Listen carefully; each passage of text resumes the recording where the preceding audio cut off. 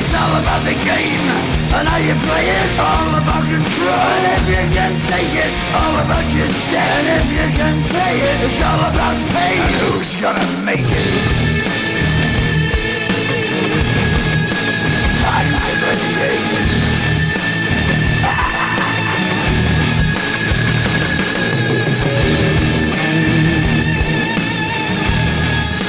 Time to play the game.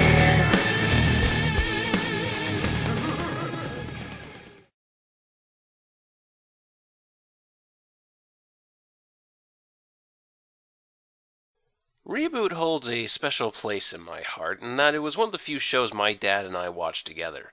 While we have a lot of similar interests, our taste in television rarely aligned. He never really got into The Tick, and holy crap was Little House on the Prairie boring. However, we both found something to like with this series.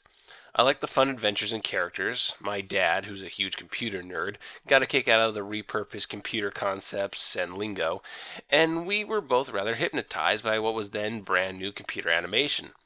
This was before Beast Wars, before Toy Story. The CGI stuff was brand spanking new. It really could have been CGI stick figures and we still would have bought it since we didn't have a baseline yet. And thankfully the animation, while clearly dated, still holds up today. That's mostly in thanks to the concept. The anthropomorphized inner workings of a computer meant the series wasn't using realistic imagery, instead opting for stylized designs with a lot of sharp edges and simple shapes, which was pretty much all computer animation could do at the time. It's the perfect concept for this level of animation, which makes it more timeless, compared to Beast Wars, which had more sophisticated animation and textures, but because that series took place in a more natural environment, its CGI has aged not nearly as well. We'll be taking a fairly extensive look at Reboot, episode by episode, and breaking it down just what caught my interest as a kid, what aspects of it spoke to an adult like my dad, and why people still love it today. And so we start at the beginning, with The Tearing. We meet Bob, the new guardian of a city inside a computer known as Mainframe. He's being chased by Hack and Slash, the goons. You know the type, the two idiots who can't actually accomplish anything and yet are always the first two people the main villains send out to the front lines to try and take out the heroes. You know, Bebop and Rocksteady, Goldar and Rito, Hack and Slash. Now, Bob is specifically programmed to deal with these problems, but rather than just eliminate them so they don't cause any further trouble, he'd rather not put in the effort and just cause them to crash into each other, which breaks them, but only temporarily. Blow clock speed or what?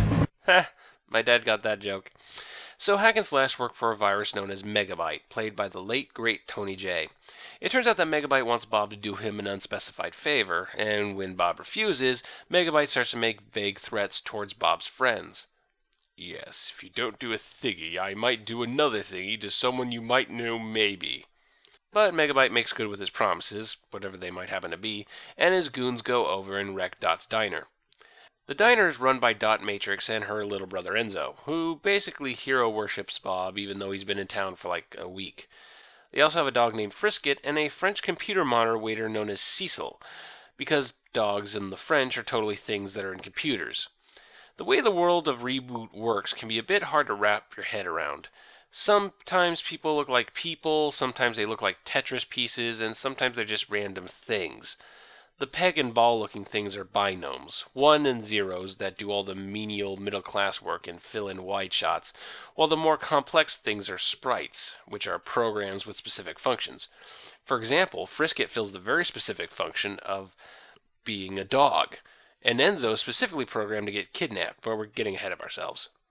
Bob! We tried to quit Phylum, dude, but it was seriously default. A major surge of goons showed up at the diner and started to completely offline the place. I mean, jack out, crash, crunch, backslash, delete, trash, log off. Hey, my dad understood every word of that. Bob tells everyone about the Megabyte problem, and everyone rallies together and tells Bob not to give in, complete with dramatic poses. Though, based on the expression on his face, I think Enzo might actually be thinking about the Christy Turlington JPEG he has stashed under his pillow. Despite Megabyte's continued threats, Bob insists he'll stay right here and make sure Dot's diner is safe. And because birds shit in your mouth the moment you look up, that's when a game cube starts to descend on Mainframe. And when Bob tries to get into the game, Megabyte's forces stop him. The game cubes are sent by the user. Users aren't really treated with the religious awe we see in other take place in a computer fictions like Tron. Rather, it's seen more as a force of nature, and the GameCubes are the equivalent of tornadoes or something. When the user wins the game, as he does here because only binomes got in and binomes suck, the entire area and everyone in it are nullified, effectively killed.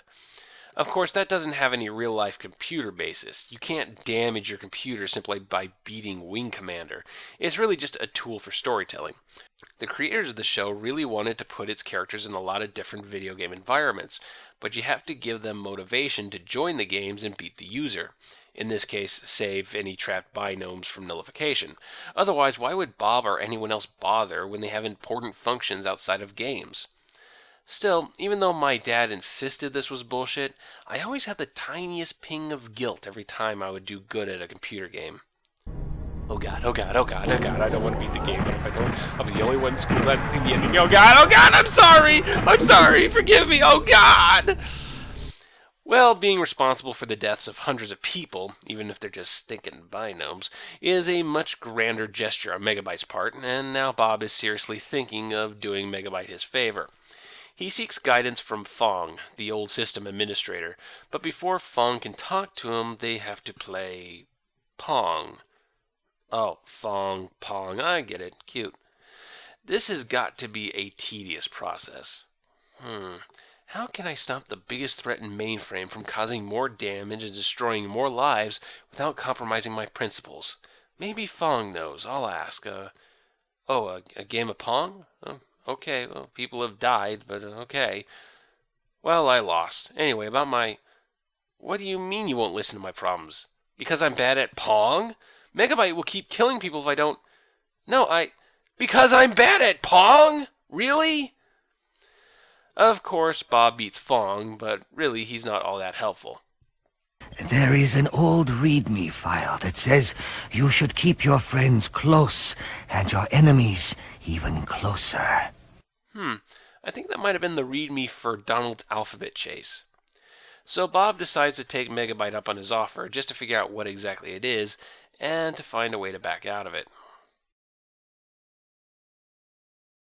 While Bob heads to Megabyte's, Doc calls Fong and figures out what's going on. Then I'm afraid he may be at Megabyte's alone. Alone? I like how in Computer World there's just no filter on your emotions at all. When you're shocked at something, you aren't just shocked. You just saw Jesus Christ plate spinning in your living room while wearing a Honey Boo Boo t-shirt shocked. At Megabyte's, Bob is really playing up his change of heart. He's 2 steps away from blowing Megabyte in the turbolift.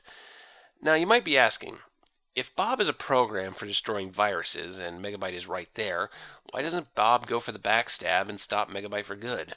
And why did he just leave Hack and Slash alive earlier when they were completely vulnerable? Well, I won't get too much into it this time, but I will say that this is something that's going to play heavy into Bob's character as the series progresses. So Megabyte takes Bob into his basement full of tanks and soldiers, clearly an invasion force of some kind. It turns out that Megabyte has discovered a tear to the supercomputer, and right under his own evil lair of all places. Of course, you can't use a tear unless you stabilize it, and only 2 things can do that, a Guardian program or a GameCube. So Megabyte wants Bob to stabilize it so that he can invade the supercomputer. Yes, allow me access to the most powerful computer world we know of so that I might conquer it, or I'll keep breaking diners. You gotta have some perspective on things. Of course, Bob isn't going to have that, so Megabyte just starts throwing him at the tear and forcing him to stabilize it with his multi-tool, Glitch.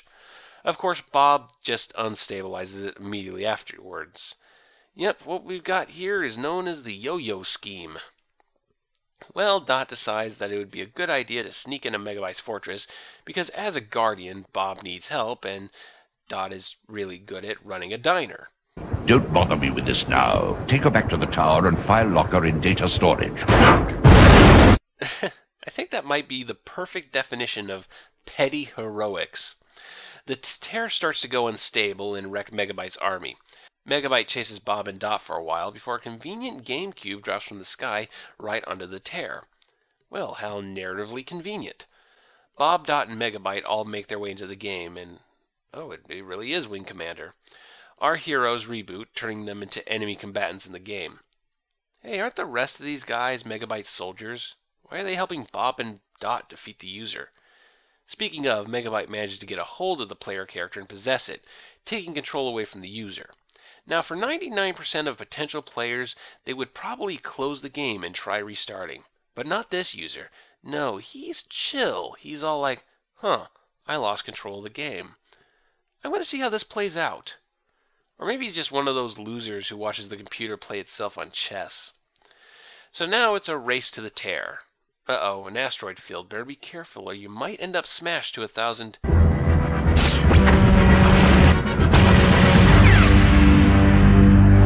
That was easy enough. Or you could do that. Yeah, that's good too. So Bob and Megabyte dogfight around the tear for a little bit, ships get destroyed, pilots eject, and Bob ends up jumping into the supercomputer as the GameCube leaves.